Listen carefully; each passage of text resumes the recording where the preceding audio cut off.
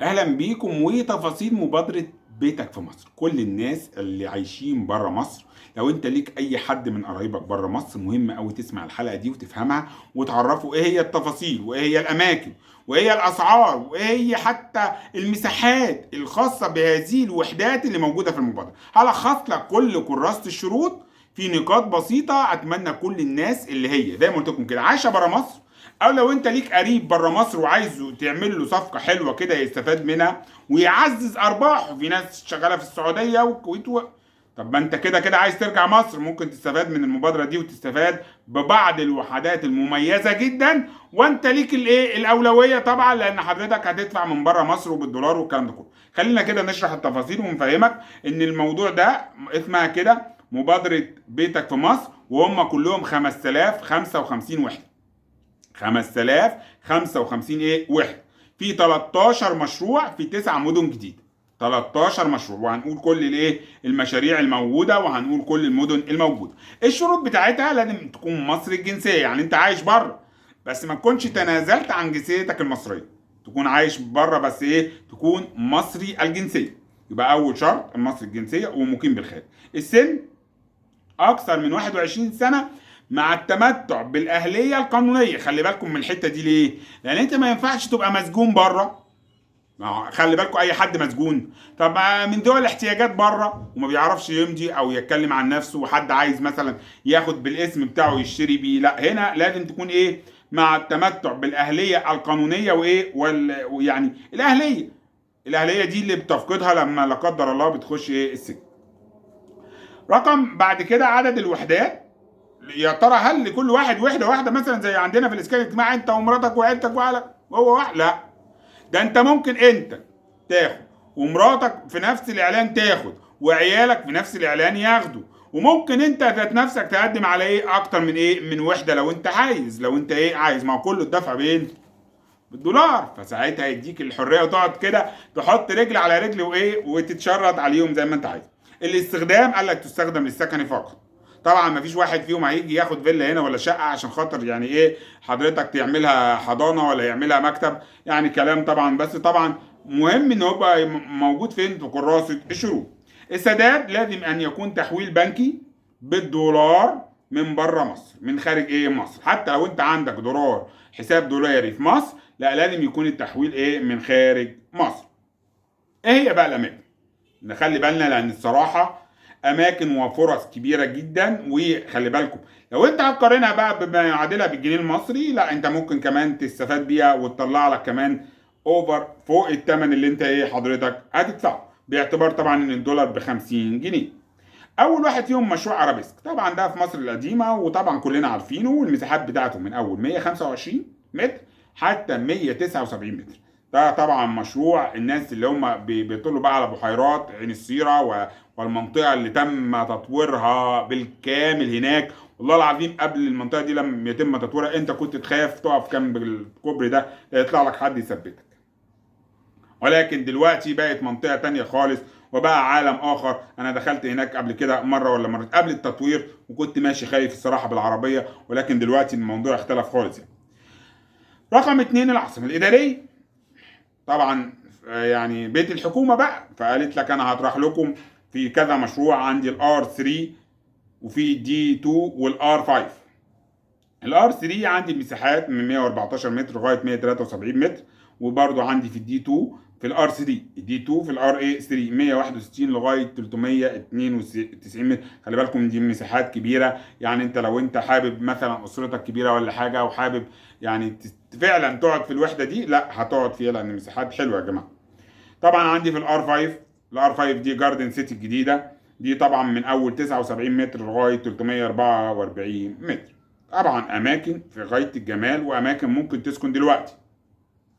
المدينه الثالثه هي مدينه مدينتي فيها وحدات برضو مطروحه، ودي بتبقى حصه الدوله في المشروعات اللي بيعملها المطورين الخاص دول، ودي من اول 96 متر الى 178 متر. وطبعا دي حاجه ممكن تبقى برضو مميزه اللي حابب يسكن فين في مدينتي. اهي جات لك وحده تشتريها من الدوله، من الدوله.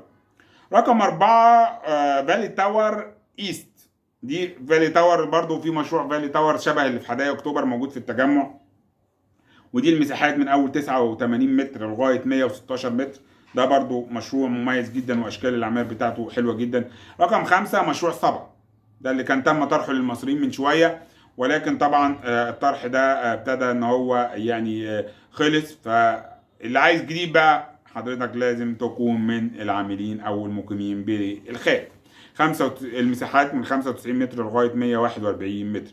رقم 6 عندي مشروع فالي تاورز اللي هو بقى في حدائق اكتوبر، اللي تم طرحه للمصريين من فتره، وطبعا مخلين شويه وحدات كده للمقيمين بالخارج، وممكن تبقى دي احسن الاماكن وافضلها. طبعا انت ما تستبعدش حاجه خالص عن هيئه المجتمعات العمرانيه بتاعتنا انها تفضل المقيمين بالخارج عن المصريين، وده طبعا حاجه ما تبسطش حد يعني. فنتمنى لا تبقى دي وحدات من ضمن الوحدات، ولكن مش افضل نفسيا يعني. عندي بعد كده في الشيخ زايد عندي مشروع بليس جيتس. ده طبعا المساحات فيه من اول 80 متر لغايه 220 متر. طبعا الشيخ زايد معروفه ان من اغلى الاماكن في مصر دلوقتي وافضلها. طبعا اي حد يعرف يسكن في الشيخ زايد دي تبقى حاجه، الاسعار هناك بتزيد بمعدلات كبيره جدا، وفرصه الاستثمار وسكن النظيف والراقي الجميل جدا. عندي رقم 8 مدينه العالمين الجديده. طبعا العلمين الجديده يعني مش انا اللي اعمل لها دعايه، العلمين الجديده بايعه نفسها بنفسها. الابراج الشاطئيه، تخيل ان انت كده تسكن في شقه، يعني انت شايف المنظر بتاع البحر الجميل باللون الجميل بتاعه هناك ده. طبعا كل حاجه بتمنها، يعني انت ممكن تبقى الشقه هنا دي اغلى من شقه مثلا لو انت في هتدور بقى في اي بلد تانية ممكن تبقى اغلى منهم كمان، ولكن طبعا كل حاجه بتمنها. مش عشان انت في مصر ومصر غلبانه هتتوقع ان هم يبيعوا لك الشقه بقى برخص التراب، لا، هي دي طبعا اماكن استراتيجيه ومميزه على مستوى العالم. فهنا المساحات هتبقى من 215 الى الى 678 متر. طبعا الحي اللاتيني في العالمين برضو المساحات من 95 متر الى 250 متر. عندي بعد كده المدينه اللي بعديها مدينه المنصوره الجديده ومشروع زاهيه، ودي المساحات من اول 360 متر، ودي اعتقد فيلل كلها الى 504 متر. ده نخلي بالنا قوي ونركز قوي بقى في الحته دي، ان التسجيل والحجز والكلام ده كله عن طريق، وطبعا لو انت مش عارف وعايز نحجز لك اتفضل واحنا هنساعدك ومفيش اي مشكله. حضرتك التسجيل عبر موقع اسمه ايه بيتك في مصر، اسمه كده BEITAKFEMISR.com. خلي بالكم يعني ليه انا بقول كده، لان انت مش اي لينك تخش عليه وخلاص، لا، حتى لو انت عايز تقدم لنفسك حضرتك خش على الايه اللينك الصح. طبعا لازم تسدد مقدم جديد الحجز، وده هيكون المقدم بتاعه $5000. وطبعا في $50 مصاريف اداريه لا ترد. طبعا ال 5000 دول من ثمن الشقه، ال $50 دول يعتبروا ايه مصاريف اداريه لا ترد. $50 يعني بمعدل كده 2500 جنيه مصري. مقدم بالنسبه للشقق $5000، بالنسبه للفلل $9900 للفيلات. ده مقدم، ده ايه، ده مقدم طبعا. ونخلي بالنا جدا ان احنا زي ما قلت لك كده هنقدم لك خدمه مهمه جدا. لو انت حابب تقدم عن طريقنا تواصل معانا عن طريق رقم التليفون اللي هنسيبه في الوصف بتاع الفيديو في التعليقات. تواصل معانا وان شاء الله نقدم لك برسوم بسيطه جدا، ولكن نساعدك ان انت تعدي كل المراحل دي ان شاء الله لغايه لما تستلم شقتك على خير وتستفاد بهذه المبادره المميزه بالنسبه للمقيمين في الخارج، ان انت تاخد بيتك في مصر بشكل مميز في مكان مميز وتشطيب مميز وحاجات مميزه.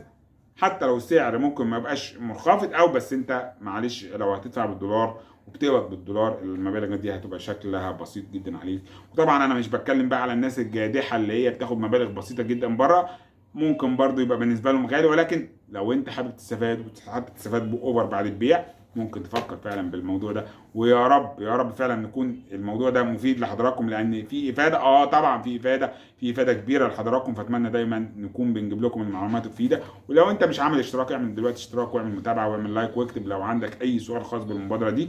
اشوفكم دايما على كل خير. شكرا لكم والى اللقاء كل متابعينا الكرام.